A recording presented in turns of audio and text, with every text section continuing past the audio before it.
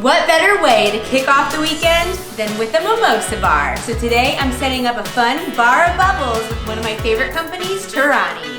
A mimosa bar is not complete, of course, without bubbles and without yummy flavors and fruit. So today I'm pairing up some of my favorite syrups from Torani with, of course, yummy Prosecco.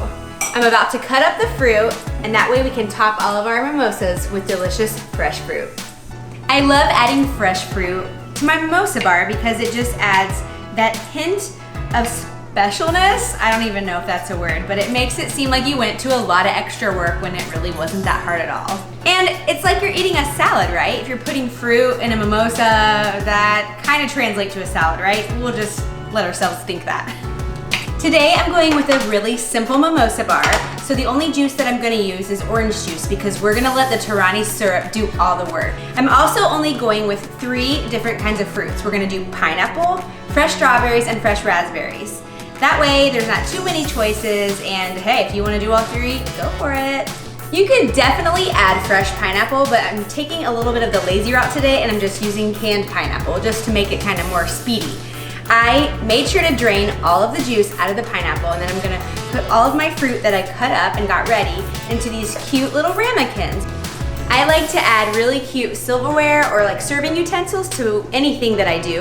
So today I'm just using these cute wood spoons so that people are able to easily get their fruit into their mimosa. Another one of my favorite things to do for any mimosa bar that I do is to put my juice in a really cute container of some sort. Today I'm just doing only 1 container because I'm only having 1 kind of juice. Now it's time to open our bubbly. I can never do this part. Lightly twist. Here we go, I feel it. Here we go. You guys ready? Are you... Oh my gosh, that really scared me.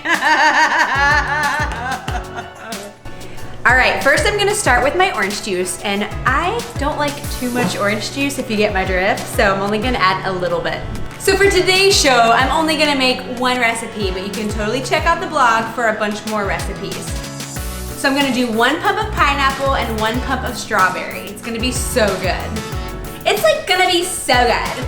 It's gonna be so good. Hey, it's gonna be so good. What's happening? Look how pretty that is already. It's just like a rainbow. A Torani rainbow. Now it's time to complete our drink with our bubbles. Uh-oh, you know what? We forgot our fruit, so I don't want to finish it until I put my fruit in. I'm just gonna do a couple pieces of pineapple.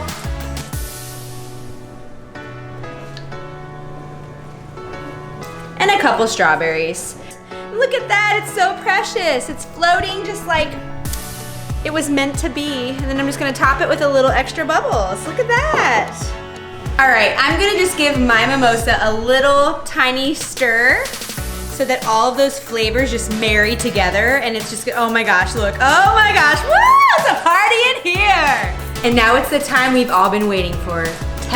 Taste test time. Time to taste our creation. Whoa.